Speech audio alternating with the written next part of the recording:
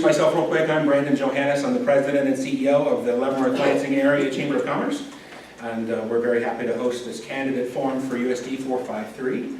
I'll walk you through real quick kind of what we're going to do and what our expectations are for the evening.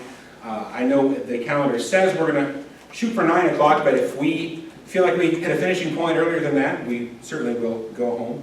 There's no sense staying if we don't have to. What we'll do here is Holly Pippin is going to moderate for me, and the candidates will each have 3 minutes for an opening statement.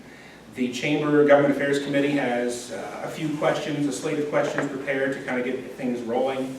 Each candidate will have 3 minutes to answer those questions. We're going to go in a rotation through alphabetical order so that it stays as fair as possible with regard to the answers.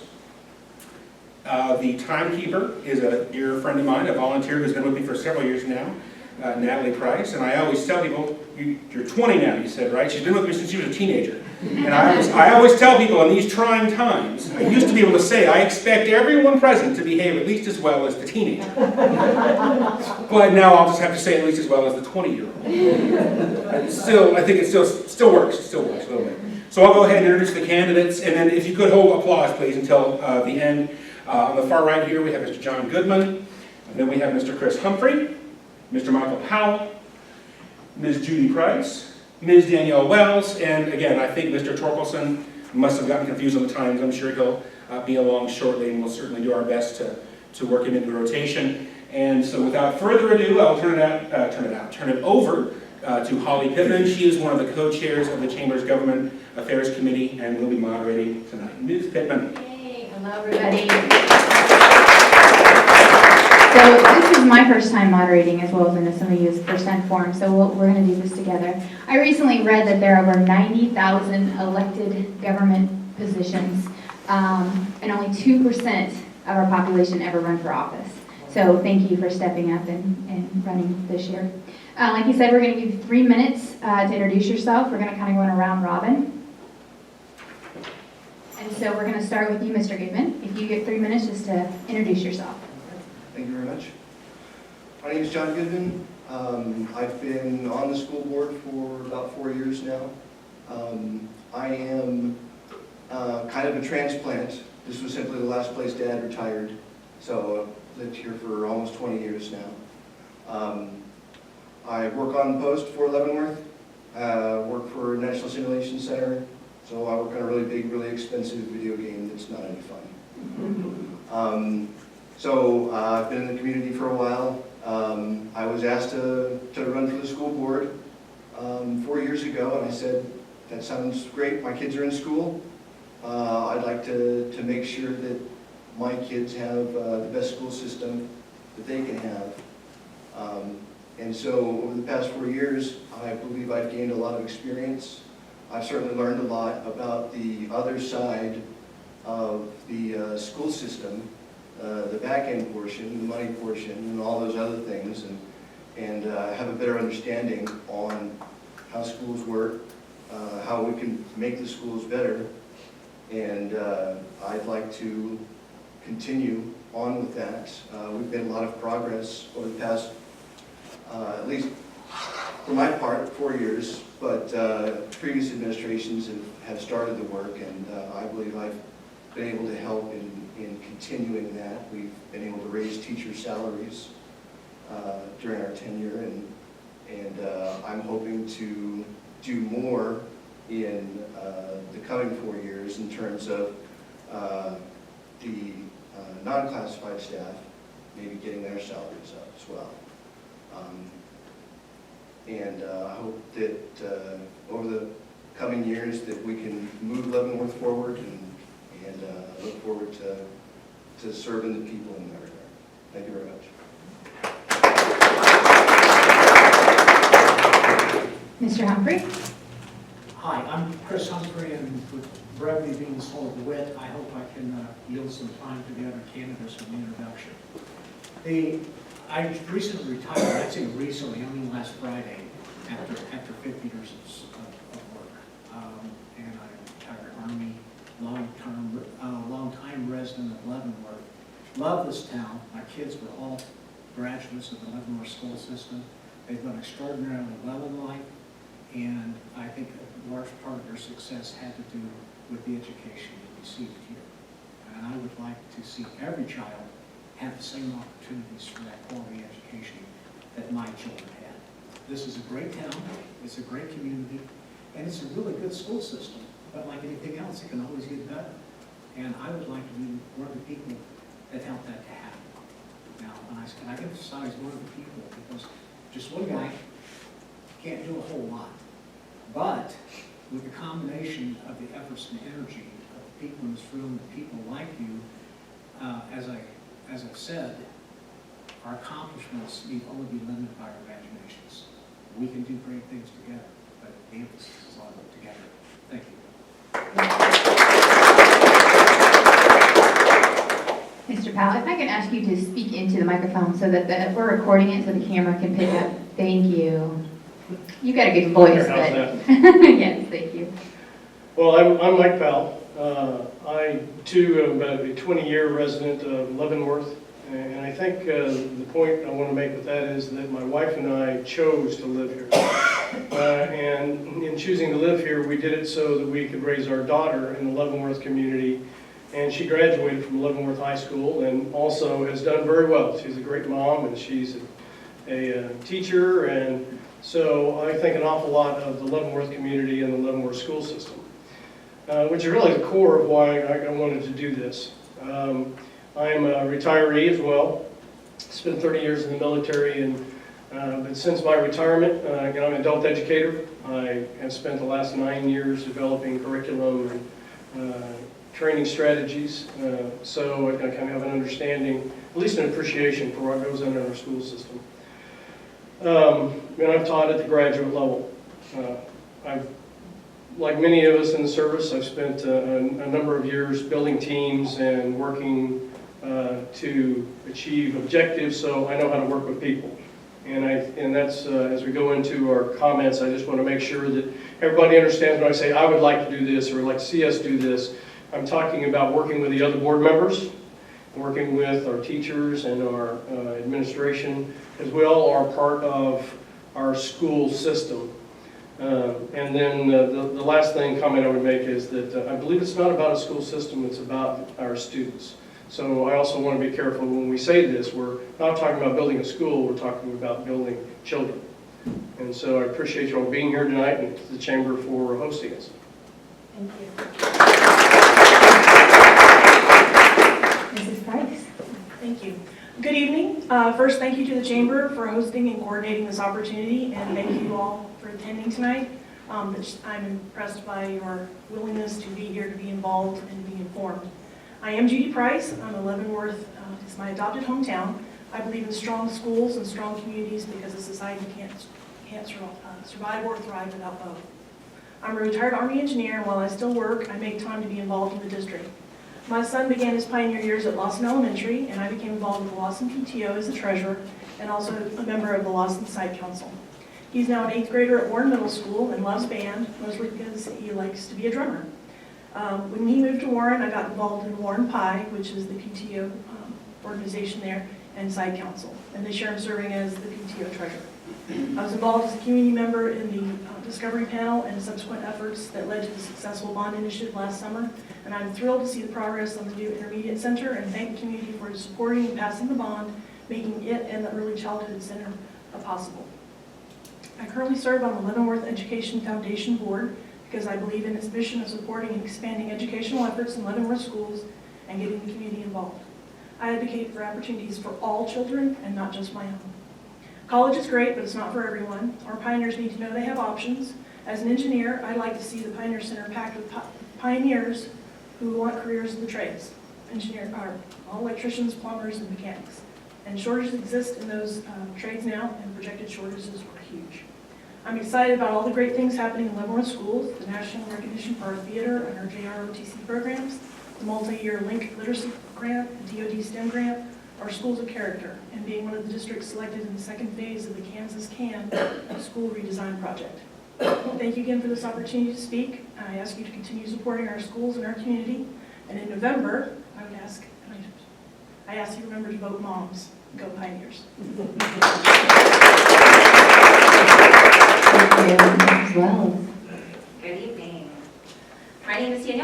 I'd like to start off by saying thank you to the Leavenworth-Lansing Chamber of Commerce Government Affairs Committee for organizing this forum and inviting us all here to speak tonight.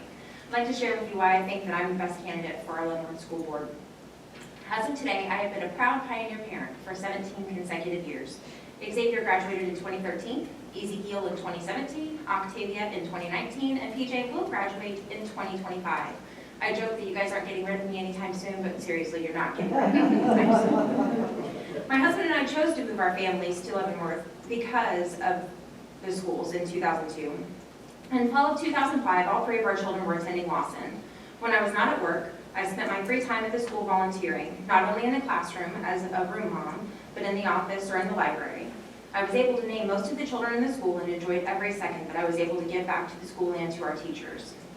In 2009, we were given the opportunity to foster my niece, PJ. I stopped working and devoted all of my time to being a full-time mom. After 3 long, incredibly hard years, we were able to finalize her adoption.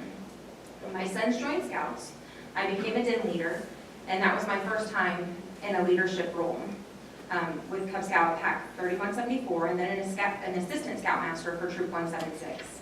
Scouting gave me the opportunity to volunteer not only at school, but for the entire community of Leavenworth and beyond. Because of my experience with Scouts, I developed into a better parent, citizen, and leader. I was appointed to the school board last October when there was a vacancy. My regular attendance at school board meetings, even prior to my appointment, shows that my commitment and involvement is to the success of the entire district. I want to serve. I think that my experience as a long-time actively involved parent brings fresh insight to this group. Since being appointed to the board last year, I have joined the Parents as Teachers Advisory Consortium and the Leavenworth County Child Abuse Prevention Council. I have also attended numerous workshops offered by KASB, which is the Kansas Association of School Boards, and I received an honor roll certificate from them this last spring. It's my belief that students, parents, teachers, administration, community, and the board should be a team working together for the common goal of preparing every student for success in every classroom, every day. I would appreciate your vote. Please vote moms on November 5th and tell all your friends. Thank you. Okay, now we'll go into the second section, and this is where we have questions prepared for you that we've been sent. So we'll just go through those in order. So we're going to start with you, Mr. Humphrey. And your first question, or the first question is, what makes you uniquely suited to be a member of the Leavenworth School Board? And if you could talk into the mic, that would be amazing. Okay. Thank you. Unique is a very, very high bar to meet. I have qualifications, and I'll leave it to you to decide whether or not they're unique. As I mentioned, I retired from the Army after 20 years of service. I was 37 years old, and I needed the direction to go to. And what I felt was I liked numbers. So my MBA was concentrated in statistics. So I went to work for the U.S. Census Bureau as a data analyst. And I worked with census tract data and American Community Survey data. You may or may not be familiar with that. Very large data sets. I left the Census Bureau to work with the College of Southern Maryland as a senior research analyst. We were primarily involved in regulatory reporting for state and local government. But in addition to that, we partnered with the local school communities, K through 12, at 3 southern counties in southern Maryland, in student assessment. And what we looked at was the profile of a successful student, K through 12, who followed this cohort through their college career. Had a lot of insights in there, and I learned an awful lot about some of the challenges that face the school systems. I also worked as a Baldrige Award examiner. You may not be familiar with that, the Malcolm Baldrige Quality Award. It's where organizations, both in education and the private sector, compete to get for a quality award that they make a statement, this is a quality organization. It's very prestigious. The college was attempting to earn this award, so they wanted to build an experience base. I went through 2 major businesses to do the assessment of that. College didn't make it. It wasn't my fault. That's the way it goes sometimes. As I said, I was a retired officer, but I also had time as a non-commissioned officer. I learned some leadership skills. I also worked with the Defense Realization Marketing Service, managing budgets in excess of $10 million a year with over 120 employees. So I have analytical and management capabilities. And And by the way, I was a substitute teacher here in Leavenworth, and I will tell you, whatever you're paying those folks, it isn't enough. $10, the toughest $10 you're ever going to earn. And you need to be grateful when you show up, and I'm sure you are. But I also taught as adjunct faculty, 1 minute, and I also taught as adjunct faculty with the local college of the community. I was on the prison track. I taught at Lansing Maximum Security Prison, the disciplinary barracks, federal penitentiary, women's prison, everywhere that nobody else wanted to go, but it was great. So that's basically it. Thank you. Mr. Powell, same question. Yeah, it's, I think probably the first and foremost qualification is a passion for our kids. And I do bring that, that's not something you can measure, but that is who I am and what I'm about. I believe that we need to be developing opportunities for our kids post-secondary education. And I think that those are not necessarily things that we quantify. That comes from experience. And so I have life experience that I bring to this, both as an officer and retired and dealing with many of the issues associated with being in the military, but then in retirement dealing with corporations and dealing with with their hiring practices and many of the other things that go into changing and transitioning from a school environment to actually having to make a living. So I think I bring that corporate view of it, and it's one of the things that I hope to bring to the panel is to reach out to corporations and businesses and bring them into our technical development programs that we have in the school. So it's both my military background and also my working within the corporate world. And then ultimately, as an adult educator, I have an appreciation for what goes in the classroom. I've taught both on the platform, I've developed curriculum, as I mentioned earlier, and I've then worked with a number of organizations to develop strategies to go after their learning objectives. So I think that's what I bring to the table, and I appreciate the opportunity to let you all know who I am and what I'm about.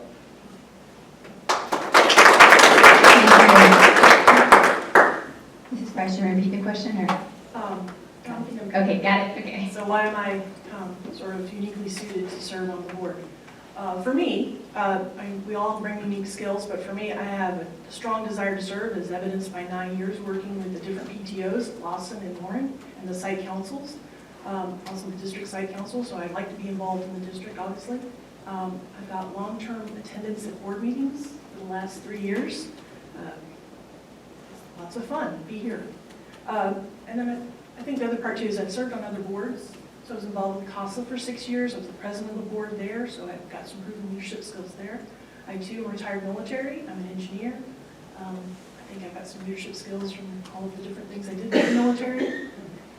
So I think I've got lots of things to bring. But the biggest part is I have a desire to serve our kids. Thank you. And Mrs. Williams. So, uniquely suited to the board. I'm not a professional. I'm a mom. I'm curious, I ask questions, I'm willing to learn, and I'm able to actively listen. I'm approachable, I'm outgoing, I have a positive personality. I'm known to not just participate, but to also step up and take a leadership role. I'm not afraid of hard work or asking for help. I want to make sure that I, as a parent and a community member, am doing everything that I can do to make sure that we as a whole are preparing every student in our district for the future, whatever that future may be. Thank you. And Mr. Goodman. Thank you. So I think one of the unique qualifications that I have is experience at this point. I've been on the board for 4 years, and I have to tell you, when I started the board, I had some preconceived notions of what it was, and it was completely different. And I learned a whole lot being on the board and learning how the board works and learning how our school system works from this side. I think that gives me a unique perspective on how to improve and move forward with the board. I know that the trade school is one of the great schools that we have here, and I think it can improve, and I like to find ways to improve that. I also have, I'm a dad of kids in the school system. So I have 3 kids.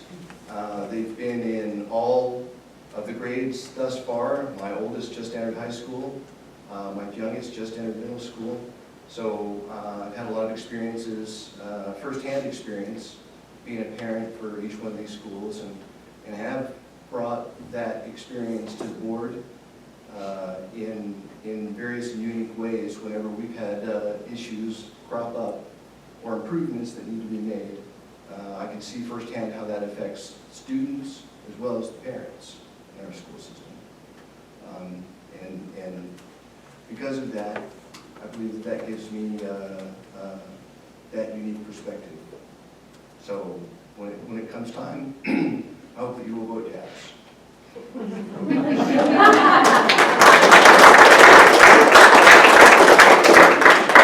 All right, thank you. And question number 2, I'm going to start with Mr. Powell. What do you think is the most critical thing facing schools today? Well, I think the most obvious answer is the recruitment and retention of teachers.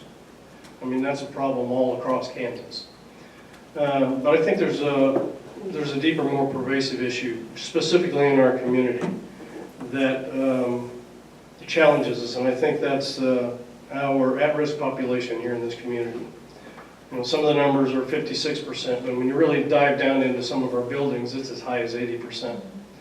And so the teachers and that problem go hand in hand. We have to have quality teachers to be able to address these issues. But I think that we have to do a better job of graduating kids out of poverty. I really do.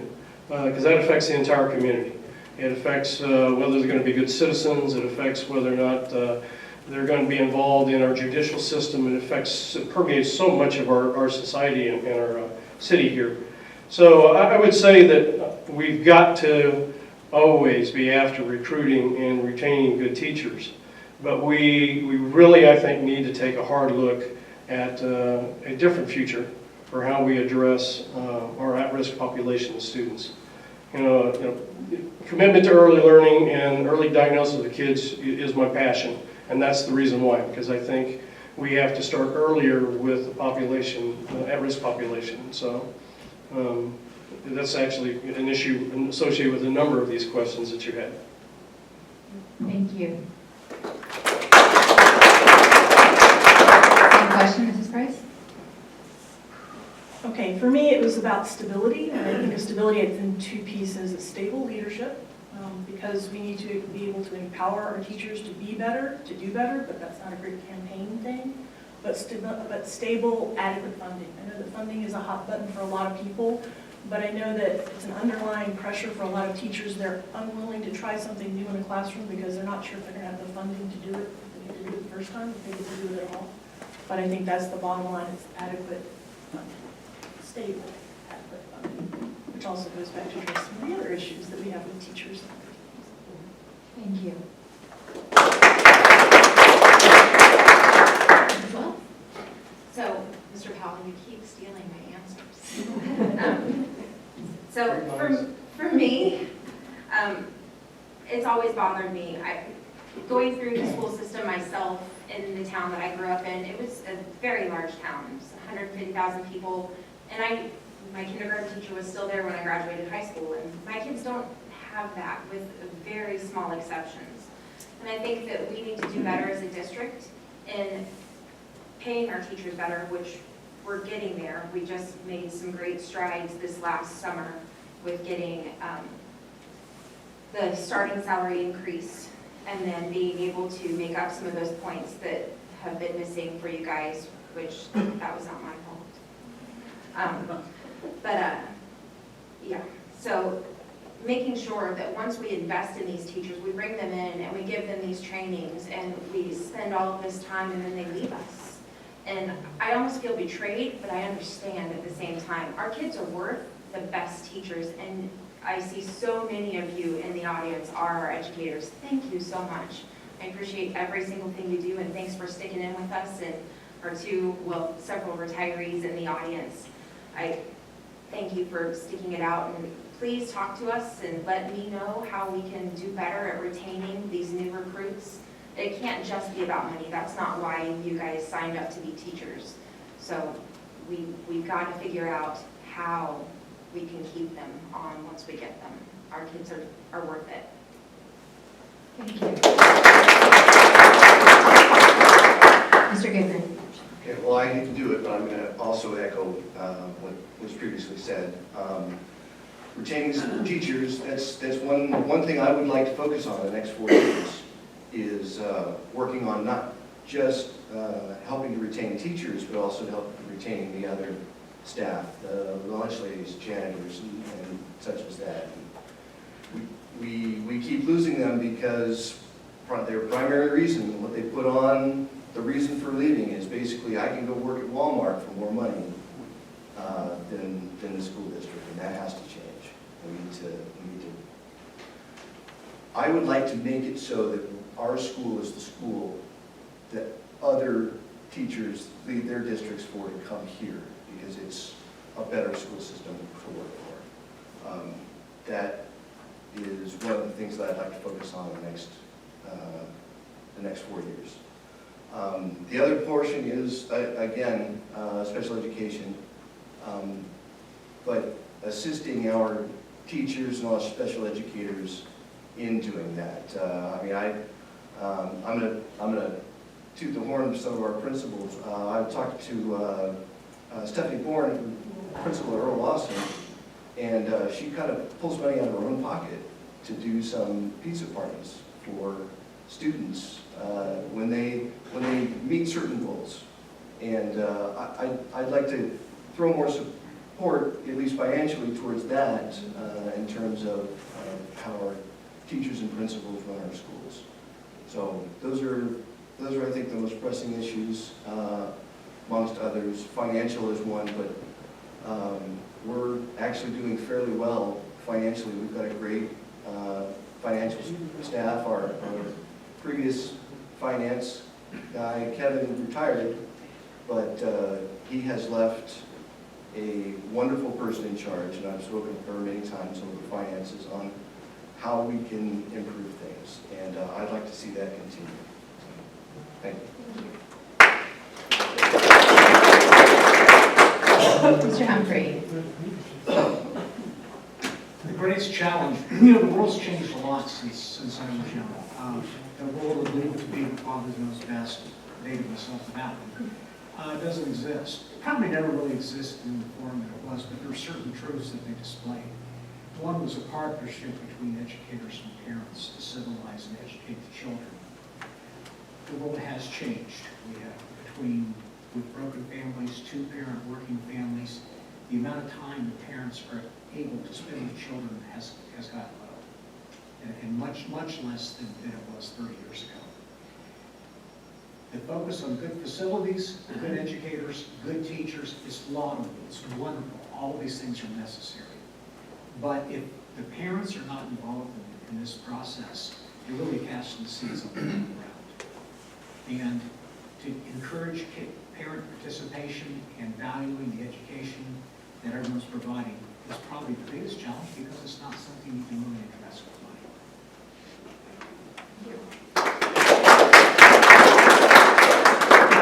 So the paper published 7 o'clock for tonight, so Mr. Torkelson went by that. And so we're going to give you a few minutes to introduce yourself, and then we'll... Am I the only one who takes the paper? No, I take it. I said 7 to 9. I could have been here more. That's I okay. just started leaving. I thought, I'm going to be awful early. It doesn't start till 7. That's all right. I'm really sorry. No problem. So Brandon.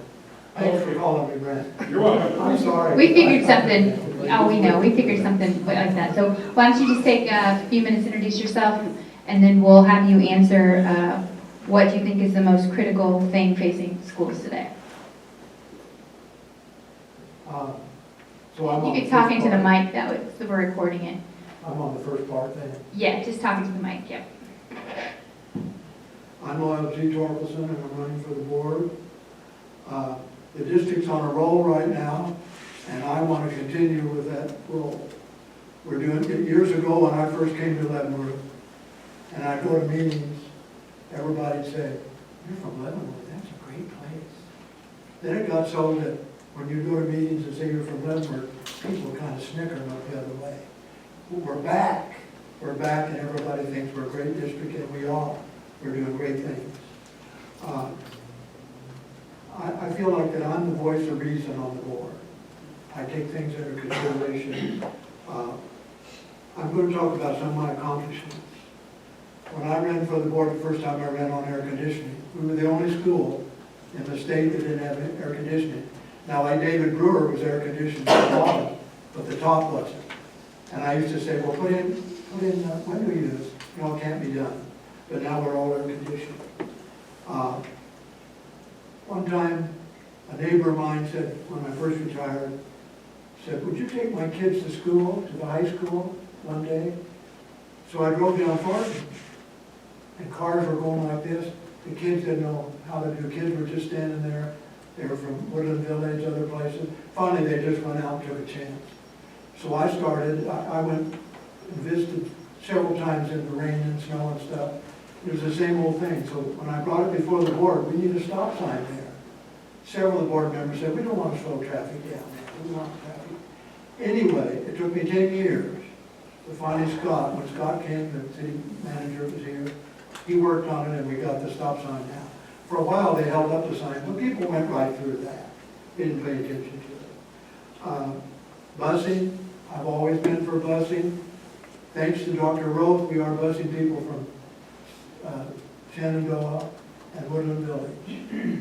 And that's a start. And I think they're meeting now and trying to do more busing. Of course, when we close Lawson, those kids will naturally be bused. But in this day and age, you know, the old timers said, oh, I walked to school in barefooted, and uphill all the way in 10 feet of snow. That's different, and it isn't as safe anymore either. And some people cannot afford busing. It's not that they don't love their children, but they can't afford it. Also, when I started subbing and going around different places like Lansing, the kindergartners would say, the Lions are playing football tonight. We're going to win. But here in Leavenworth, the kids didn't even know we were playing football because every school had a different logo. So I said, we need to be all pioneers so we'd be more cohesive. And 2 or 3 people said, well, pioneers, that's something old. I said, if someone invented how to cure cancer, they'd be a pioneer. No, it isn't. Maybe I would have mentioned that logo, but since we got it, let's all be pioneers. Well, we are now. And some people balked at that. It took a while to get it across, but I think we should be. I had something to do with hiring Dr. Roth, and he is one of the greatest superintendents we ever had. I've gone through 9 superintendents. 3 were worthless. 3 were average, mediocre, ordinary, all of that. 3 were splendid, and Dr. Roth is one of those. And I'm real proud that we've got him. I worked with Herschel on getting the football parade moved down, the homecoming parade moved downtown. They changed it, and it was out there by Warren, and nobody watched it. Now it's downtown. We worked hard on it. Poor Herschel didn't get to see it this year. He's gone, but 2 years he did. Also, I've worked hard on getting staff, all staff, decent raises. Sometimes some districts didn't raise it all during those hard times, but I worked on that. Of course, it took other people helping me. When they built the greenhouse, they didn't put any running water in it. They put in no heat, and I noticed that, and I worked on that. And thanks to Kevin Billick, we got that done. We do need a door in. You have to go outside and go through. We need a FEMA door that'll open up into the greenhouse. They'll use it a lot more. Mr. Torkelson, I have to stop you. You're out of time. Oh, stop. There's I don't know, because you came in late. Oh, yeah, I used to like you. I know, I'm sorry. I still like you, but I don't know if we told you because, but there's this beautiful lady right here is doing the timer. That's fine. Okay, Thank you. but you did great. Welcome. Okay, so now we're going to start with Mrs. Price with a new question, and then you'll be next. We're going in a round robin. What do you think of the current 2.5-mile school radius that kids can't be picked up by the bus? Okay. So I don't know that they can't be picked up by the bus, but I know that it's Kansas law for the 2.5 miles. So if you want to change the distance, please talk to our state delegation, because the board doesn't mandate that. That's sort of our reimbursement radius. And I know that several districts in the state do pay for transportation, and I think that's laudable. I don't know the numbers for Leavenworth. I know we're getting ready to do the boundary changes because of the changes in the elementary school and the early childhood center. I don't know what the numbers will be for meeting that, but I think the district is starting that basic study to figure out how much busing will be required. The bottom line is going to be the process of prioritization. We can pay for that, but what do we not pay for? So it's all about how we can make the budget work. Thank you. Mr. Torkelson, same question. Well, I've been working on busing ever since I've been here. I remember when I was in first grade, my mother was a teacher, she dropped me off at Grandma's. My dad was city engineer, and he went to work early. One of my brothers was 20 years older than me, he was gone and had a child of his own. My other brother was a sophomore in high school, and he's already gone. So I started to school, and I was freezing. I got about halfway there. I don't know why I didn't go on to school, but I went back to Grandma's, and she called my dad, and he came and got me, so forth and so on. Even at that time, though, I was freezing, but I was safe. Nobody would have tried to pick me up or bother me. Now it's not safe. Every child at half a mile or so should be bused. When they started, the state only paid for a half a day of kindergarten. We went all day, we paid for it. So we could come up with the money to bus more. We need to bus more kids. They need to be bused in this day and age.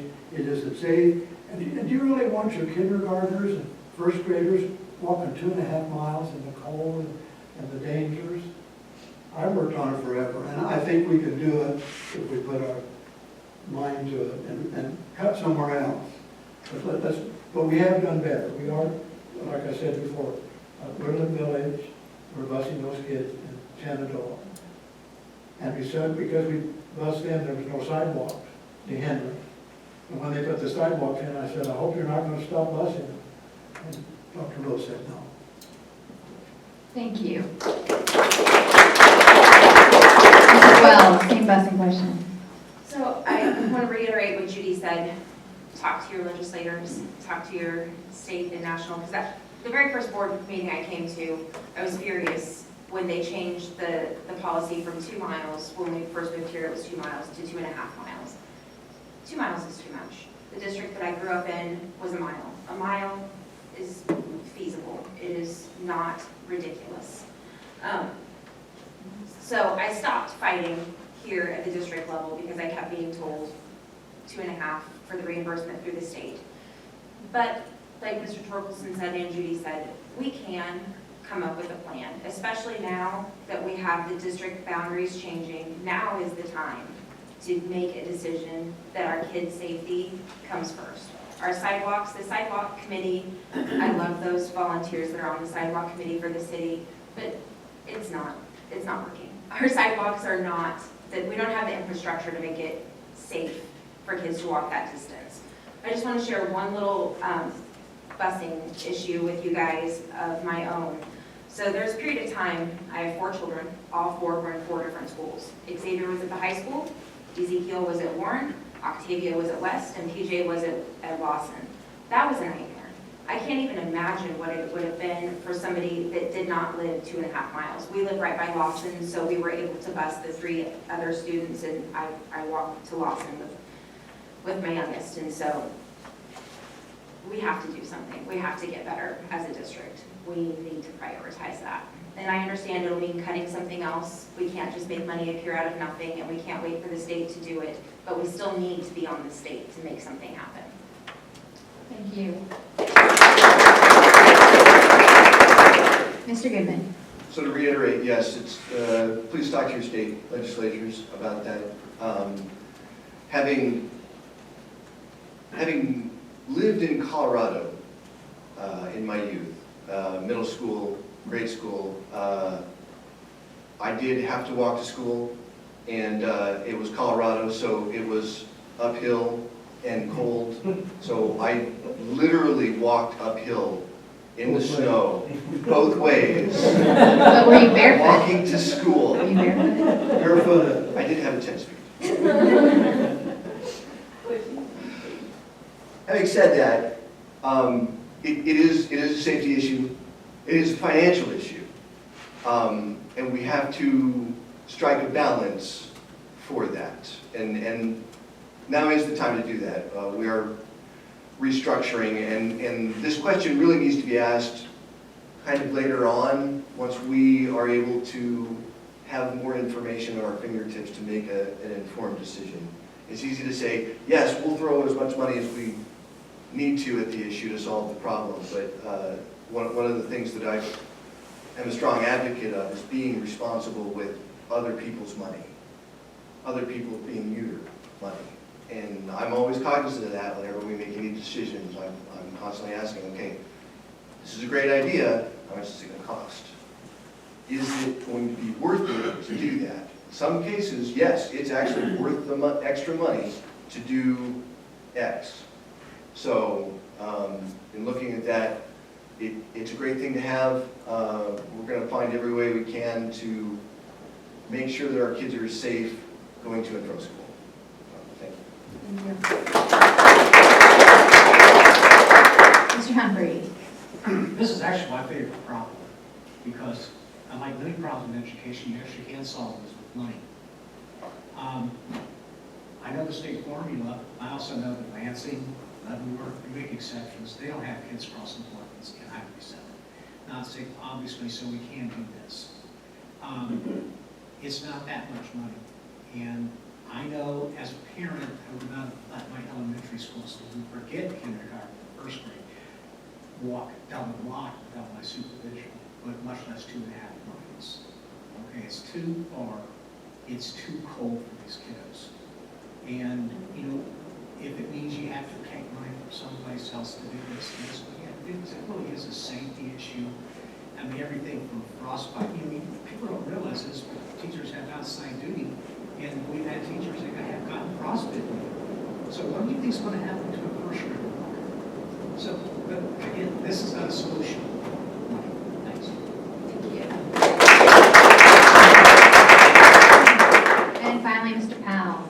Well, I don't think we have to wait till we have money. I think that is going to be part of the issue. We have to decide how we're going to invest in our kids and in their safety. There's no question.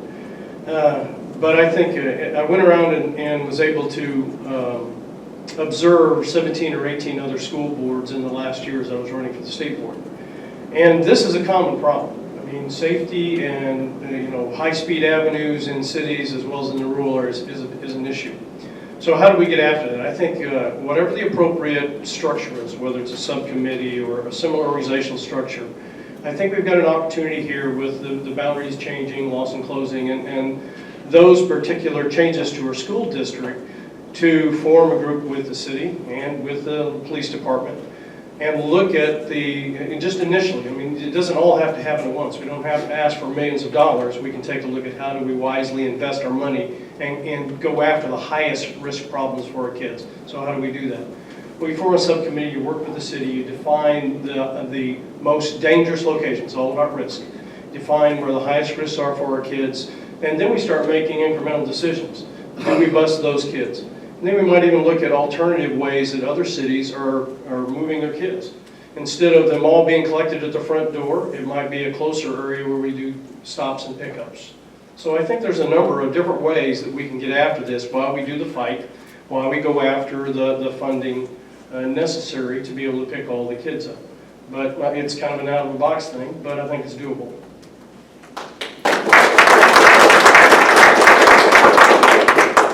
Okay, we'll start a new question with Mr. Torkelson. And that question is, do you think our schools get too much money? Why or why not? I think we get about right if we spend wisely, and we do spend wisely.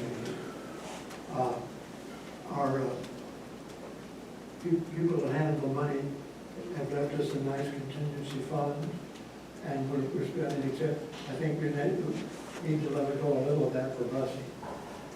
One place, I'm not saying necessarily Leavenworth, but people are saying a lot of times there's too much spent on the administrative part and not enough on the kids. So but I think we get about the right amount.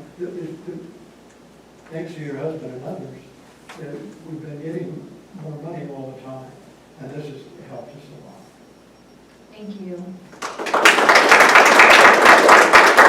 All right, Mrs. Wells, same question. So, prior to being on the board, I thought there was all of this money sitting in the district office, and they were hoarding it, and these people were driving Mercedes and having catered lunches every day, while our teachers are buying fruit snacks to feed their starving children. Our current administration, since Dr. Roth has been here, has pared that down a lot. The people here, I come in, I don't give them notice a lot of the times. They're working their tails off. I've come to realize that good administration supports great teachers. They have to go hand in hand. So I'm no longer anti-administration. Kudos to our administration people. But saying that, our salaries, like the budget, this is the budget for this year. This is insane. I don't understand these kinds of numbers, and so within the first week of being placed on the board back last October, I sat down with Kevin Gollett and said, please help me understand. Because as a citizen, I've looked at the check register, I've looked at the budget, I thought that I grasped what that was. It is nothing like a household financial budget at all. It is millions of dollars being spent every month. So is there enough? We make do. Is there too much? Never. We can always put to use what we are given. If we, we've been really lucky, and our grant writers have been working overtime and getting us these grants, so we've been able to do exponentially great things for our kids. There's never too much money for education. We can make it work. We can put it where it needs to go, and if we have great budget cuts again, we'll make do. So. Thank you. All right, Mr. Goodman, same question. Yeah, oftentimes it seems like there's never enough money. But the Kansas State basically allots roughly $13,000 per pupil per year. And I think a lot of the problems come where how that money is managed by the individual school districts. So when you have some school districts that are running into financial problems, and then you look at their administration staff, and you've got an administrator making $300,000 a year, and he's got an assistant to the executive assistant who's also making 6 figures a year, you start seeing where the problems are in a lot of the school districts across the state. I think $13,000 per pupil is an adequate amount. It is simply how it's managed. And echoing the sentiments that have been made before, yes, Dr. Roth is a fantastic administrator. He has come in and said, listen, I don't need all of this extra staff. I can do all of this stuff myself. I wish I could take credit for that. It was a previous board before I came on board. You like your Emphasis answer? added.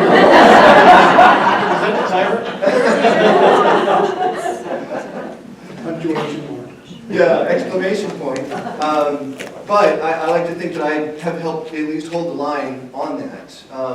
As far as our situation here in USD 453, we're doing great. We have a fantastic financial staff here on board. Kevin Gullett left us a wonderful financial advisor in Beth Maddox. And I have every confidence that she's going to be able to advise us as a board on where to put our money, what needs to be a priority. I feel very confident going to her and saying, what can we do? What does our budget look like? Can we add things like increased salary and stuff like that? So I'd love to see us get more money, but I think where we are right now, we're doing very well. And I have every confidence in our administration to keep us in financially straight waters, and I think we'll do well. Thank you very much.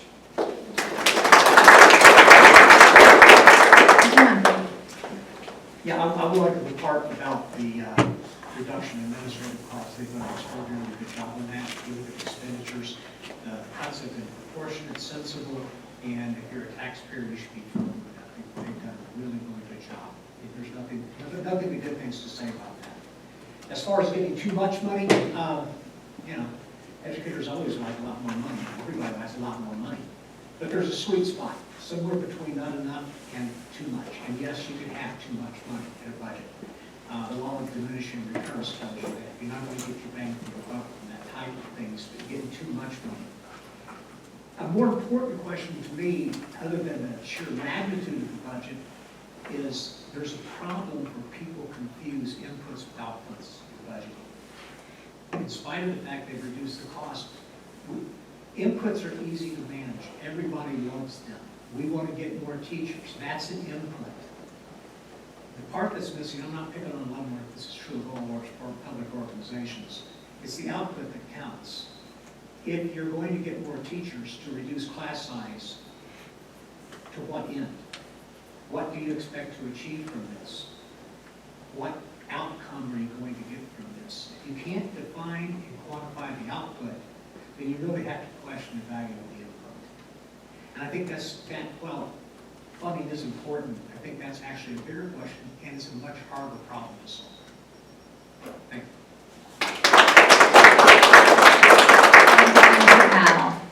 Well, no disrespect to the person who formed that question, but I really think it's the wrong question. As has been demonstrated here already a couple times, where it was, well, you can always use more money, but you never know when you don't have enough. I think the question and the answer that we owe to both those who are sitting here and to the school is what's right? What are our requirements?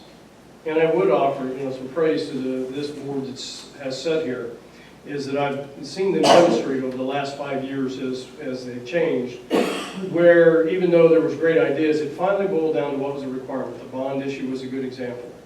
And we started $50+ million and it came down to $37 million. But when it was down to that amount, it was against specific objectives to achieve specific things that were going to impact our students. So I would offer up, it's not whether it's too much or it's too little. The job of this board, our board, us, is to define what's right for our kids.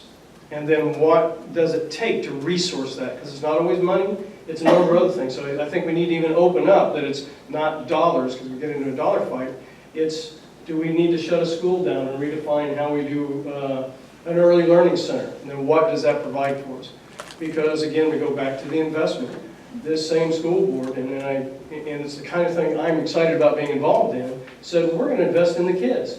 We're going to have to bust them. Oh, that's another cost. Well, we could just focus on the cost. But it's not. It's what the outcome is going to be of bringing all these early learners together under a very close and specifically intentional group of people. What an awesome thing. So I think that the question is not whether it's too much or too little. It's, are we doing a good job of defining for the future of our kids what the requirements are?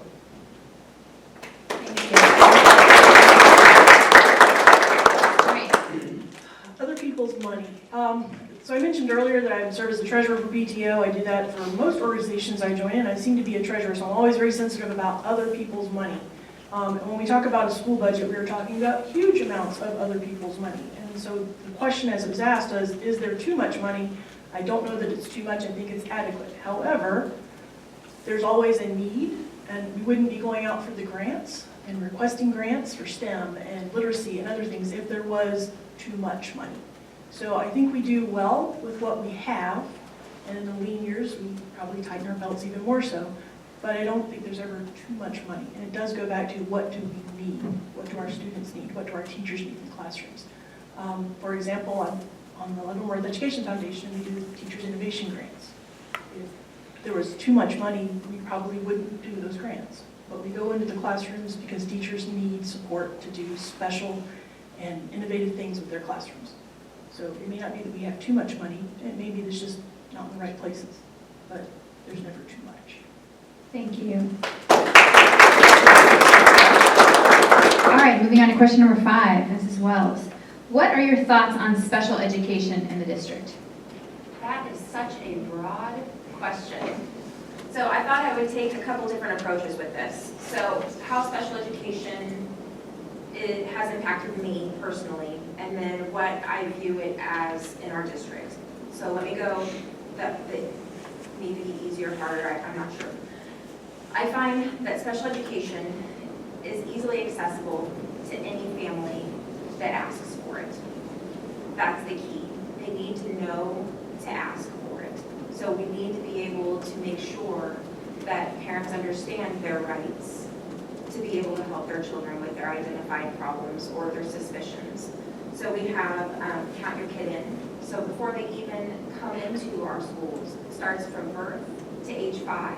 There's screenings that we can provide to help those families with, I'm not sure if my child is on task with what they should be doing, or I have questions as a parent. We have parents as teachers that is there and in place to help. While these aren't necessarily special education programs, they support our special education by that early identifiers. So my personal special education experiences, my brother was born deaf. So he was completely non-hearing. We all changed the way that we spoke in our home to be able to communicate with him. And our school district that we lived in did not have the support for deaf students. So he was bused an hour and a half away every day to a school district where he could be with his peers. While I liked that he had his peers and he was integrated into regular hearing classrooms as well, so that he had that exposure to hearing and non-hearing, he was far away from our community. He had a whole different set of friends. He didn't have anybody in the neighborhood that he could go play with, that he was his friends with. So I'm sensitive that we got that the co-op was dissolved and we're now doing things within our own district. I don't know that we're doing everything that we can for each individualized student by housing them here. I think that it's something that we need to look at, and I personally am learning more and more about our special education. 3 of my 4 children have had IEPs, and had I known in advance, all 4 would have had IEPs because my first child definitely needed help. I just didn't know that it was there. So we've had IEPs in the aspect of speech and with possible dyslexia, and now my 4th one is in gifted. So a whole different realm of things, and there's lots of special education out there. Thank you. Mr. Goodman, thoughts on special education in our district? I am for it. Both my boys are on the autism spectrum, so I've got firsthand knowledge on the special education in our district. I've been to IEP meetings. We filled out the forms. In the early days, we would get into knockdown dragouts with the school district. This is long before the current administration or my time on the board, or even this current administration time on the board. So I've seen firsthand a marked improvement. I have visited with, again, my example from before with Mrs. Bourne. I've seen the personal touch that our teachers and principals bring to the special education. I'm very proud of what they've been able to accomplish with the tools that they are given, and I am encouraged by that to the point where I would like to do more with special education, find ways to improve the situation for our teachers, including our parents, who are definitely in dire need of more support when dealing with oftentimes very, very special children, and hope to see that improve and continue on with the tradition that we have with special education here. Mr. Humphrey. All for special education. Not only is it the law, it's also a common human decency to make provisions for these students. We should do this regardless of the law. But here's an interesting statistic. In the last posting with the district website, they mentioned the fact that they have 55 professionals and paraprofessionals serving 750 students ages 3 to 21. Now, I'm not sure exactly how they count these students, because some students receive multiple services, they may be double counted, but we'll just take this number at face value. That comes out to about 25% of the board. Now, this is not a criticism, so I'm going to go in that direction. Here's an interesting statistic. The National Center for Educational Statistics, who looks at the enrollment of special education nationwide, says about 14% of students nationwide enroll in special education. So that means that, to me at least, that what our special education staff is doing is really aggressively pursuing students who are in need of their services. And you know what? You really can't say anything much better about somebody than that. Thank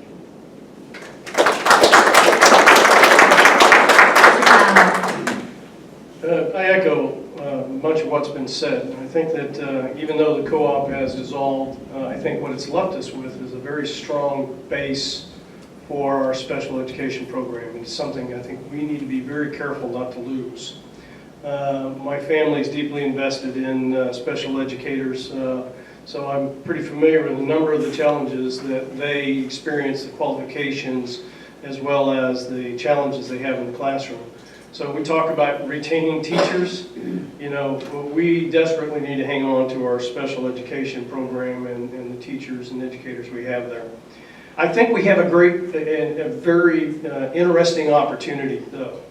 And I think it says not only with the Nettie Harnett Center itself, but when we stand up the Early Learning Center and we start talking about early intervention, because early intervention is scientifically proven that early intervention arrives at better conclusions earlier in a kid's learning. So if we have an opportunity here, I think, to marry the Early Learning Center and the skills and expertise we're going to have centralized and housed there with the Nettie Harnett Center, with all the skills that they bring there. I'm not sure what that's going to look like, but I mean it should excite everybody in the room because, again, we come back to we have 56+% at-risk population, and even though there are differences, many times they can be addressed the same way with the early intervention. So I'm deeply in support of it. I'm very committed to our early learning program and finding ways to get after interventions earlier for both those who have learning disabilities and those that are just behind. So yeah, I greatly support it, but I think we also have a special opportunity if we seize it. Thank you. Right. It's one of the drawbacks about being one of the later ones to answer the question is that they've already answered everything I was going to say. The Nettie Hartnett programs that we have, I think are tremendous. It was amazing to go out and see them on the Pride Patrol Day, the things that go on there. I know each of the buildings has a SPED section, if you will. They work with that, realizing that SPED is both ends of the spectrum, both gifted and at need. I think our district does a good job with that. We probably have room for improvement, but I support special ed because, well, there are children and they all need an education.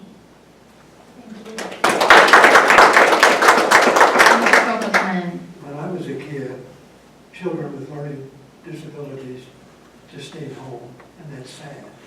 And even when I was working on my master's and did a practicum at Can and I, a lot of kids were housed down there, and that's closed down, that's good. Actually, I was a principal when they started the co-op. It started off well, but it bloated and became dysfunctional. So we decided to go on our own. And really, we've got a real good program. I wrote down some of the things that we offer because I would remember them all if I had. Autism, development delay, emotional disturbance, gifted, intellectual disability, learning disability, multiple disabilities, orthopedic impairment, other health impairments, sensory impairments, hearing impairment, deafness, blindness, visual impairment, deaf and blindness, speech or language or impairment, and traumatic brain injury. Another thing that we're thinking about now, and we're trying to get some outside help, is to build sort of a house. People wouldn't stay there at night. But some of these kids that are just going out on their own, they learn how to put out the trash, how to make breakfast, how to do all those things around the house to make them better productive citizens. That's in the talking stage. I hope that goes through. But I'm going to reiterate I think our special education program is going really well. There's always room for improvement, but we've improved a lot since the co-op.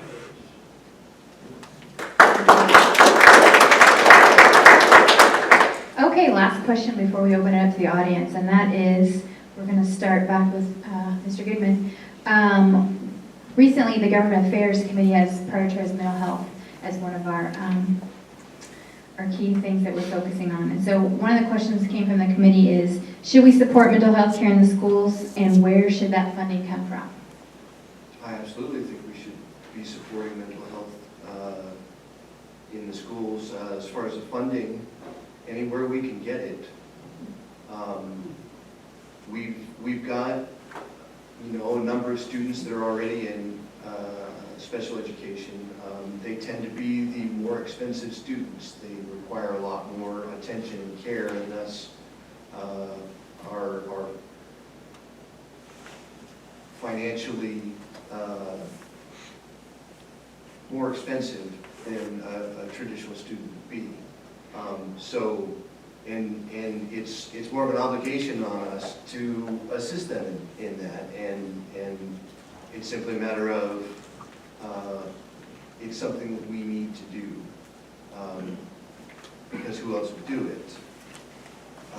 Some of these children come from families that simply can't afford the kind of services that are required, and it's up to us to help them in that endeavor. I, being the direct recipient of some of that through the school system, and am appreciative, and I've seen great progress. I'm here to tell you right now, if it weren't for early intervention, on behalf of my two boys, their futures might be a bit different than they currently are. We do our best, but we can't, as parents, can't be with them every second. So having a good program in our schools that can help students with special needs is very important. So, thank you.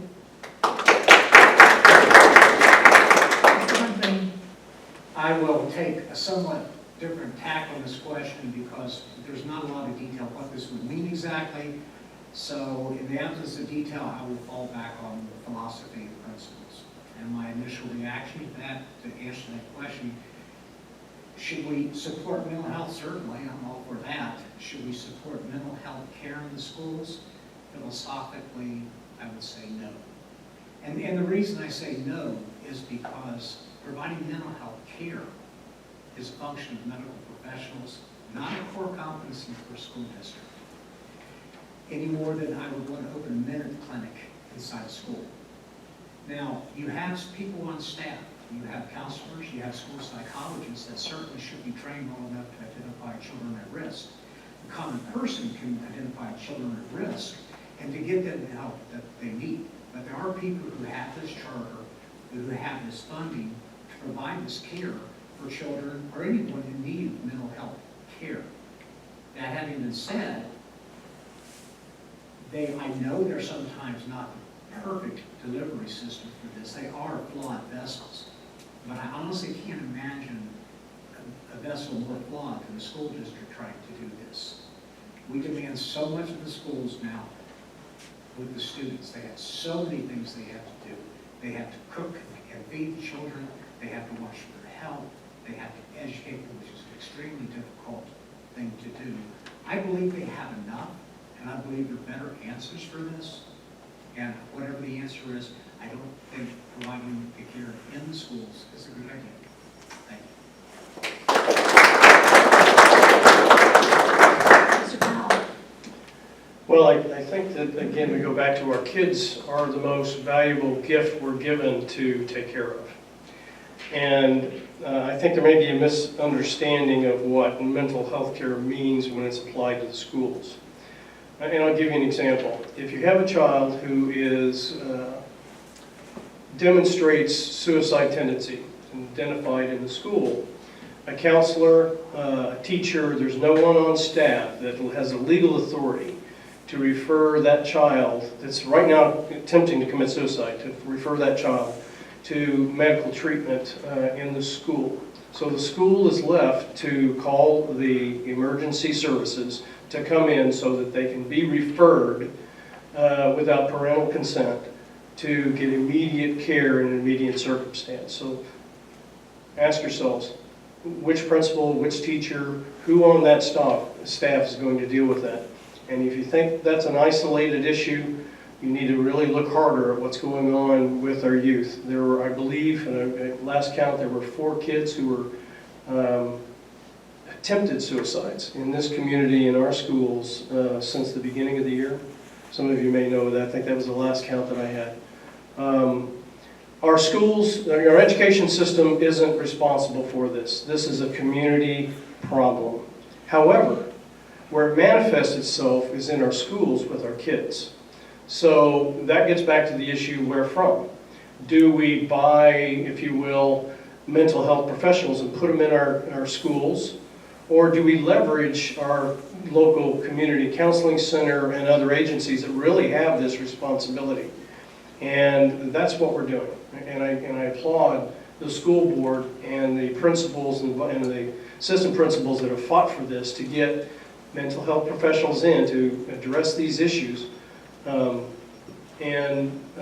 leveraging the local community health center. So I think we're going I think our school district is going to somewhat lead the way in going down the path of finding the right mix of community mental health, but putting it in a place where it can be impacting our most vulnerable, which is our kids. And they are struggling. So where does the funding come from? I think we as a community have to decide whether our kids are that valuable. But I think we also need to ensure that we don't lose sight that all funding sources should be considered.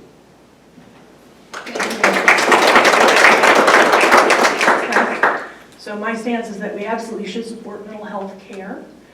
I see it as a community health issue like vaccines and anything else, so the funding should be from all sources, obviously. They are our children, we need to keep them healthy. A child who has mental health issues can't focus on schoolwork, they can't focus on life things because they're overwhelmed. So where that care occurs, I think might be the issue what this question was about, I wasn't really sure. But I think that leverage what's in their community. Perhaps we have teachers get information on how to recognize an issue with a student and how to refer them to the staff that we have. But I absolutely support mental health care. I absolutely support any funding that we can get for it. Thank you. Support Lieutenant. Actually, we're doing quite a bit in mental health in our district. One of our high school assistant principals, Kim Knight, is very committed to this. She's gone everywhere. She's gone to the state legislature, the county commission, everything. Finally, she got a big grant, and we are going to work with the guidance center, and we've got a gal that's come. She's a licensed therapist. She'll be at Warren and at the high school. She won't be at the guidance center. We get to use her, but they're helping pay. She's even going to have where kids can come in and just unwind and talk about their problems and what's going on, which is really good. Another thing, besides that, we have counselors at both schools. We have social workers. Also for our elementary schools, we got a social worker for Anthony and Lawson, and one that works at David Brewer and Henry. And then we have counselors in each one of those schools. So we're aware of it. We're trying hard. I think we're really ahead of the curve as far as what we're doing. And thanks to Kim Knight, we got this big grant. It's renewable. And we're working with the guidance center, which they're good too. And we're really working on the problem. Of course, there's a lot more you can do, but we're working on it. Thank you. So, yes, we should support mental health. It is a public health issue. It is not a school issue. Where the school comes into play is we need to be able, the children are with us for the majority of their day. They're not at their home, and oftentimes we've already talked about transportation. So Kim Knight did come up with this plan, and she was put on with a mental health task force they already have a super detailed inclusive plan for our whole county to receive mental health. It's already been drafted, it is ready to go. I went to a county commission meeting a couple weeks ago to see it presented. Please contact your county commissioners. If you are not familiar with it, it's an online document, it is ready to go. Ask them to go forward with the plan. We as a school are doing what we can. Getting that grant, that was not expected, so that was a blessing. We were able to start sooner. We do have everything that Mr. Torkelson said is correct. We've got a professional from the guidance center that will now have an office in the high school. I wasn't aware that they were at Warren also, but that will be seeing our students, and they will take insurance just like the guidance center does. They have their parameters of being able to not necessarily, the school district is not paying for it. The funding is either coming from the grant or from insurance through the school, through their family's insurance. And any child under the age of 18 qualifies for Kansas Medicaid. So there's no reason for it to not be funded. But it goes beyond just our schools. It's the entire city, the county, the nation. We need mental health. All of this goes back and forth because they're going to go right back into an unhealthy situation at home where the parents are needing mental health care. So please go forward with it. Yes, we will support it in schools, but it's not our job as the school district to do this. We can just provide the place.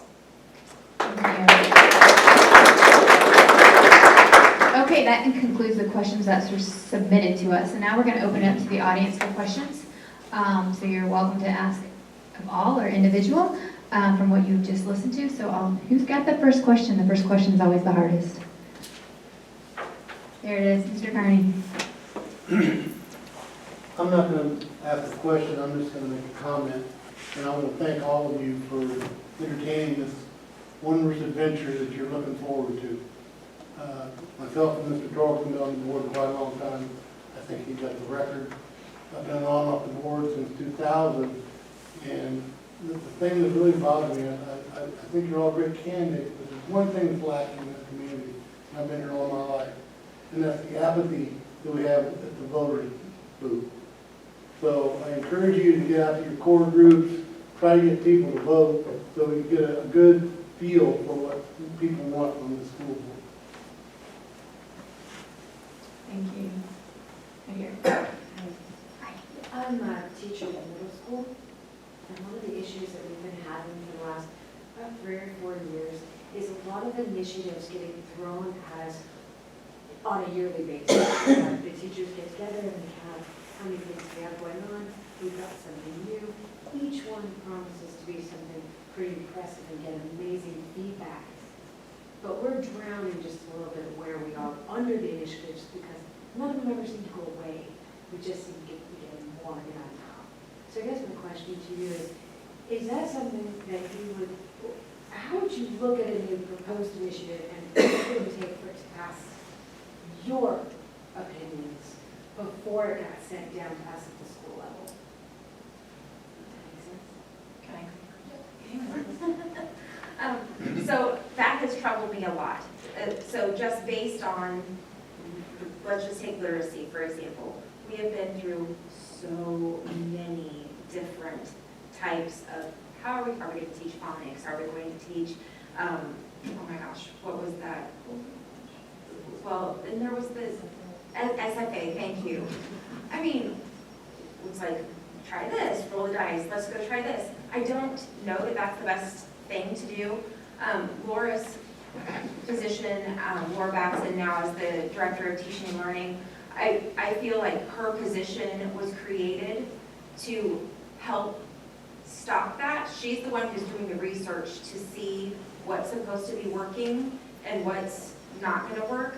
The other problem with that, I think, is that we also have the state standards that we are trying to hit, and those constantly are changing. So we have to change how we teach based on what they're asking for, and that's not fair of any of our teachers. So I don't know what the best practice is. I'm very aware of what is being put on you guys, and I would like to say that I'm trusting Laura to bring us the best information, and when she brings it to us, she's got documentation, she's got the only thing she hasn't had vetted information from is the new VR set that you guys are getting here soon at the middle school to be able to do brain surgery and dissection and all kinds of things like that. That's the only thing we don't have data to see if it really works or not. So I'm trusting Laura Batson to be able to do that, and I will hold her accountable if it's not effective, because she's the one who's telling us that that curriculum is the right curriculum. Mr. Powell? Yeah, I think that's a great observation. We tend to get great ideas, we get funding for them, and we put them out there, but they get lost. And I think that's a good challenge for the entire board, whether we're on it or the board that will be elected, is for us to ensure that we don't just approve it and it goes to the administration and then it gets implemented, that we have a clear path for how are we going to metric it. You know, did this arrive at the results, the outcomes? Because it's outcomes of what we're talking about, because an outcome is a child. We should never forget that's the outcome. And, you know, when a teacher or an educator in the classroom has so many programs to deal with, what's the right program? Then I think that's an issue that we need to take on. I think that's a great future, a great challenge for the board, whoever they are in this next year, is to take a look at, okay, did we need to step back and do we need to look at the programs we've implemented? Were they effective? Did we just forget about them? You know, I mean, that's a real challenge, whether it's in the school district or anywhere else. Great ideas have a way of just, you know, creating their own lifestyle. And so I appreciate your comment, because it goes to the heart of one of the things that I would like to see, and that is we expand our mentorship program in this community. We have great individuals here who have great experiences that could help maybe in the classroom relieve some of those, not necessarily the programs, but provide additional help in the classroom, if that makes sense. Anybody else want to answer it on the board or on the panel? All right, next question, anyone? Chris, you had Mr. Hunt, or Mr. Murphy, did you have a question? Earlier, okay, please, sorry. Oh, come on. Any other questions? There's kind of clear you. Thank you. My name is Kim Baker. I was a teacher for 21 years. I just retired. And the one thing, watching through the years and watching the board, is for me, we used to have what seemed to me is board members who were more active in the school system. I remember a time, and it might have been under Dr. Ace, where they had their board meetings at our schools. And they came around and they talked with the teachers. And that seemed to wane, and I haven't really seen board members come in and want to hear what we had to say. And I wonder if we might see more of that, where teachers can address you maybe a little more privately, or you can come in and get a feel for how the school is working. And I just want to bring that up because I missed that.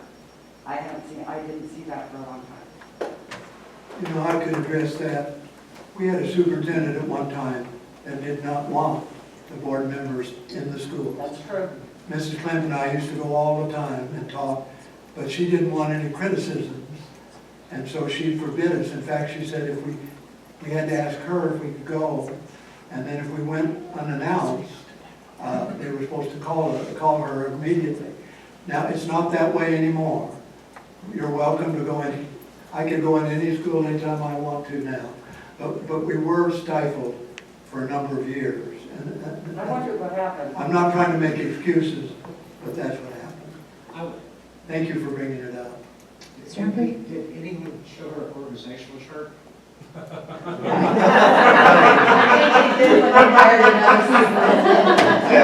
you hear me? He said, did anyone show her an organizational chart? The thing about the board, if you look at the chart they have, they represent the community. They're essentially the board of directors. You hire professional staff to manage the school system. Teachers have issues. Always the best choice is through the administration, through their chain of command to resolve the issue, because they have the immediate knowledge and they're going to get a faster response. However, realistically, we all have jobs in this room, and sometimes, you know, you really can't talk to the people that you work for, especially when they're a problem. And I would say that as a board member, all interest groups in this community, in this district, be they students, or teachers, or administrators, or taxpayers, or anybody that happens to reside in Leavenworth, we represent them. And of course, they should be, school board members should be in the schools, and they should be talking to everyone. And yeah, they should be able to talk confidential, and that would be up to them. But you know, whether you are, if you're a teacher, whether you're a resident or whether you're a commuter, you're still part of this community, and you're the ones we represent. Anyone else like to address that? Mr. Goodman? Yeah, I mean, I certainly wasn't around when the unfortunate incident with Mr. Torkelson. I've had nothing but positive experiences. I will periodically drop in on schools, mostly because of something with my students is in the middle school or the high school or the grade schools. So I do try and get in as much as possible to talk. Most of the time when I go to the schools, I'm usually talking with the principals and trying to engage with them and find out what's going on. I guess we probably do more engage with teachers individually. And my experience, I've had a number of people bend my ear over whatever issue from both the community and from some of the teachers. So yes, perhaps we probably could do a better job of engaging with the community of teachers as well as the administrative portion of that. The teachers always were welcoming and loved it, and the kids too. Mm-hmm. But to this superintendent, we were an adversary, and so we weren't supposed to go in. So that went on for several years. Yeah, it's definitely not that way. And I'm glad, no. Yeah, it's great. You don't have to call down here if you want to go to, I usually do. Yeah. But if you want to go visit It the costs school, us you just go. $250,000 Now, because you win the school. and we though. welcome, anyway, I do, I'm not speaking for the others, I welcome the comments. I like to hear what you're thinking. So we're sorry that we neglected you, but it wasn't really our fault. Mr. Powell? I would just offer that it's already been demonstrated by a number of the members of the board that I know personally gone out and worked in some of the schools. I can only offer my personal view on it, and that is that, yes, we have to be careful, we have to be mature enough on the board to make sure that when we go out into our school district, that we're sensitive to there is a chain, and that chain needs to be exercised and respected. But I've started volunteering at Lawson and other schools, just started because I just realized we now have the tools to do that. And I believe as a board member, that's critical for me to go do that with the time that I have available, because it's not so much that I'm worried about you as a teacher, I want to know what's going on with our students. And so we made policy decisions that then we look down and has a completely different effect on our students. Well, how are we going to know that if we set up somewhere and take everybody's word for it? And that's that I don't trust people. It's just the nature of an organization like this. If you know the Undercover Boss, you see that's a great series that people love to watch. Well, coming from a military background, if we didn't go down what's called dipsticking to find out whether our organization was healthy or not, it was too late to find out when some guy died on your watch. Well, I think the same way here. Our kids are just that important.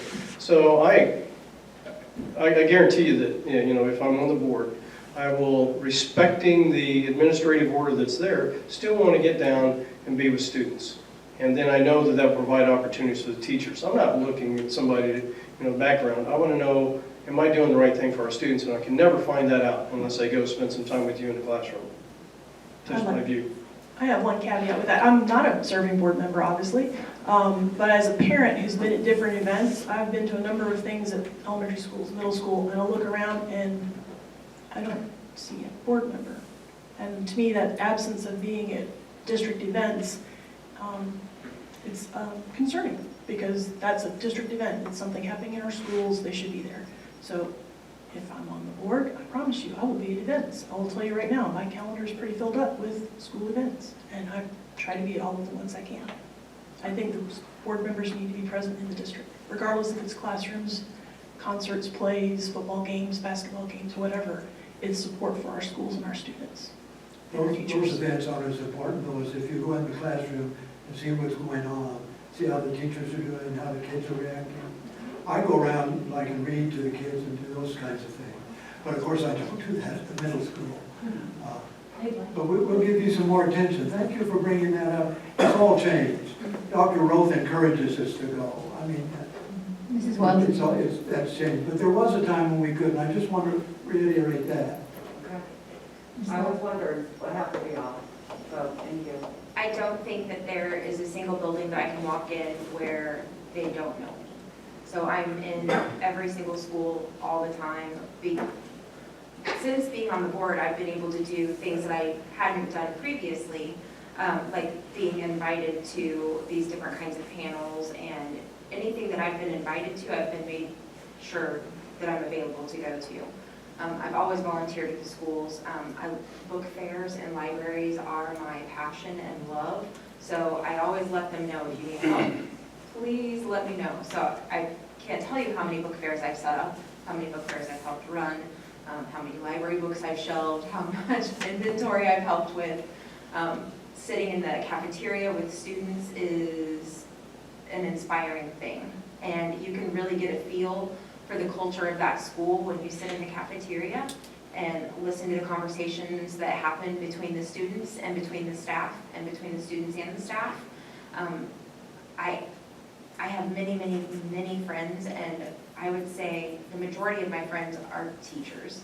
And it's because you guys are great people, and you're wonderful to be around, and you are the kind of people that I like to be around, and I myself am not fit to be a teacher. I do not have your patience.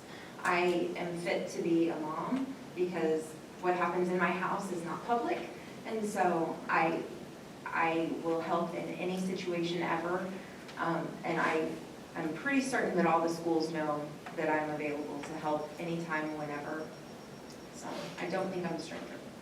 Thank you. I spend a lot of time at lunches in the elementary schools, like when they have their Thanksgiving lunch and different things like that. The kids love it. They all want to sit with you. All right, any more questions? Let's take this into the schools a little farther. So, and I agree going into school is good. So what authority do you have as a board member when you go into the schools? Well, zero. Absolutely none. I am just a citizen. My name tag lets people know who I am, but there's not a gosh darn thing that I need to be doing other than interacting and volunteering and helping. I have no authority over anyone in that building, ever. Anyone else? Yeah, that's pretty much it. I mean, any issues or problems that we would have, we would take it to Dr. Roth and inform him, and handle it that way. The board hires professional staff to run the schools. That's what the superintendent does. Their job is to supervise him. However, if you're not in the school, but they also set strategic policy.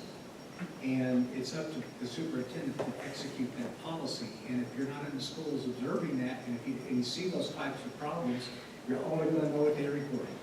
So that's the importance of being there. Because there's a report that you receive, and then there's reality. Well, I will tell you, if you want to visit schools, you'll find a lot of great things going on in our schools. Thank you. Any other questions? Mr. Bergen? Yeah, I'm not quite sure how to put this, so I apologize if it sounds kind of circular. So our goal as a school district is to put qualified and professional people out in the community to support the community's needs. What I see that we have a tremendous amount of professionals, likely because of post, but we are lacking significantly in trades. Now, I heard somebody say something about the trade schools. Now, I want to address something. I got a quick question when it comes to that. The district put in leaps and bounds when it came to the Pioneer Career Center. So we have this career center that has, the appliance repair, the building trades, and all that stuff. But what I see is that we have We lack the ladder for it to get there. We lack the possibility for the young man that maybe doesn't quite understand the necessities of his academics, but is purely qualified for the applied academics that he gets from there. So we have a student that maybe doesn't have the best math grades and can't get to that program, where that program is going to teach him all the applied mathematics and applied communication skills and all that stuff. So can we envision a place, is there a vision for a way that we can get the young man that struggles here, or the young woman that struggles here, the credit out of those programs that she or he has earned through those programs? There's almost no level of mathematics in the normal school classroom that you're going to get from a draft.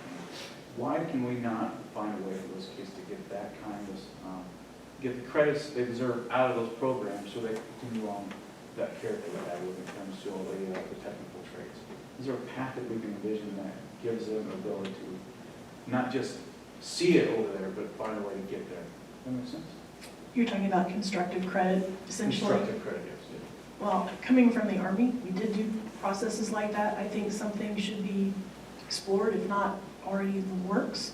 I think that is something that would be beneficial to our students. The applied trades, you learn a lot more than just what's in the book and, X plus Y equals B or whatever. I'm all for that. I don't know what the process is, but I think that constructive credit would be wonderful. Mr. Powell? Well, in the structure that the Department of Education, Kansas Department of Education laid out, where the curriculum aligns to certain directions, some of that is really toward the trades, not necessarily to post-secondary college and universities.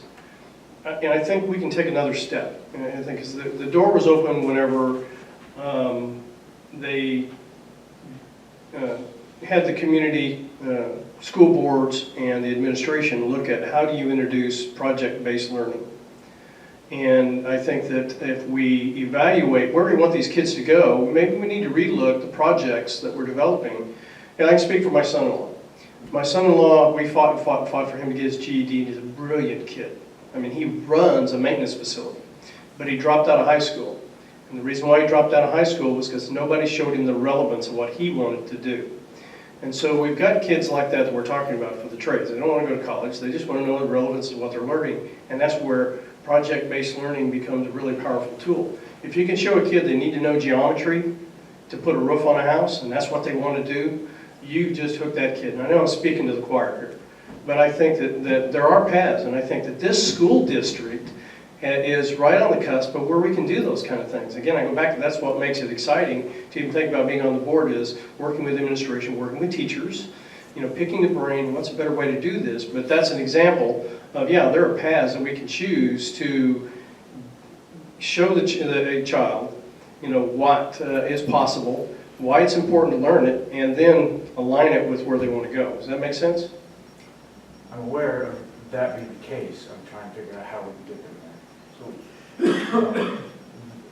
I apologize for Sam. So I'd like to reiterate that we know that exists. We know that we have to get from here to here. We have to get them excited about geometry, and we have to know where all these angles fit into the life.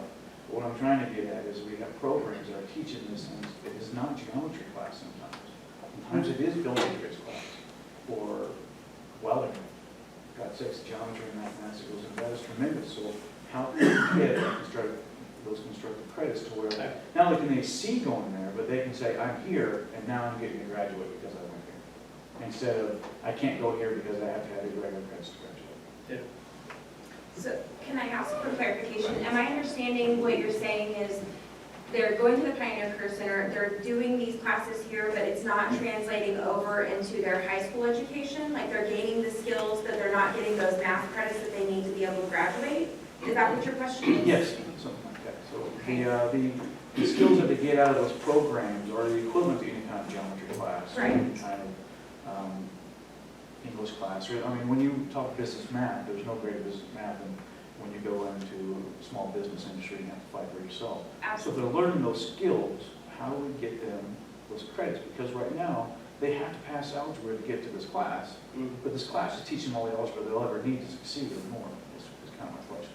Are you talking about a trades track versus a college track? Right. Specifically, yes. I was trying not to say those exact words, but yes. I don't mind saying them. It's my understanding through the Pioneer Career Center that we do have that trade track, that they don't have to pass certain courses in order to apply to be over at the Pioneer Career Center. Am I wrong? I don't want to take over the session. No, please. but- Hey, we got to 9 o'clock, this is great. But as a trades instructor, I will tell you that if they don't pass their algebra class, they're not coming to my class. Well, When there's I'm some, teaching them algebra, But they're taking 2 algebra classes. because, and So the they problem can't go to is the algebra. trades course take a little bit extra time, so my class is a 3-hour class, and I didn't want to specifically talk about mine, but I had a 3-hour class, and they can't afford the credits oftentimes, because, well, little Jimmy messed up on geometry. Well, the applied geometry that comes out on the program, the applied physics and applied chemistry, and I don't want to talk about just mine, all these other trade schools are teaching the same stuff, and we have them here, but we can't get them there oftentimes because, well, they have to pass this core class. Well, if they're getting that same core education or better out of the trade program, why is that not? And this isn't a district level thing. I just want to ask if you have a vision. It's a statewide, it's a countrywide problem because of the way we see education. But what I want to know is, can you envision a way to make this work to where they have a trade path to success? Because we have enough professionals. I mean, we don't have enough teachers that want to work for us for this amount of money. But we do have a lot of people that could do it. We don't have full capacity hardly any of the trade facilities in town. It's a tremendous task. so not even with the Pioneer Career Center, you're saying that that's not adequate to what we need as a community? We still have, you have to get here because you have the graduation, the 26 credits or whatever it is Sure. to make it happen. What you're asking, do we have does someone have a vision for that? Yes, I do. I think that it's a process of going into those learning objectives for each of the courses. You do a crosswalk of what are they getting from this course, what are the outcomes, and then you marry it up with what are the outcomes, what are they teaching in this class? Like taking one of your automotive classes, what are they getting out of mechanics? What are they learning there? I think it's a crosswalk of those terminal learning objectives, and then whoever, I don't know who the curriculum approver is, so to speak, but going to them and showing this is a comparable learning objective and it meets those requirements. So I'm willing to take that on. Yeah. I do know that we had the same, when I worked in Southern Maryland, we did have the issue with vocational versus traditional high school education. What he's advocating is essentially the European system. And students get tested very early, and based on their scores, they're on a particular track, where it may be a vocational track as a retail clerk, a mechanic, or if they get high enough, they'll go to more of an academic traditional track. In America, we kind of, what you're fighting, and you're right, it is a nationwide thing, and it is with almost all the states, is a belief in the state legislatures that have passed the law that in addition to having certain technical skills, part of the traditional mission of schools is to also educate citizens to fully participate as voters and taxpayers. And they feel that to get that, you need this classic liberal core element of courses. So as opposed to writing a business proposal, you have to learn to write. I'm not saying it's right or wrong. This is the bias that you're fighting. You have to learn to write maybe a short story or something like that. So in America, they look for everyone to have this basic education because we kind of have a different viewpoint on educating people in this country than we do in other parts of the world. We're more egalitarian than everybody. We think everybody should be a citizen with full understanding of what's going on. So yeah, and there is. It's a constant push, and it was never resolved. I'm not saying it can't be. If you do this, you're a hero if you can. I think it can be. Yeah, good. All right, thank you. Any other questions? Nothing? All right. Well, we can wrap it up if you don't have any other questions. Really a great time to be a pioneer. It really is.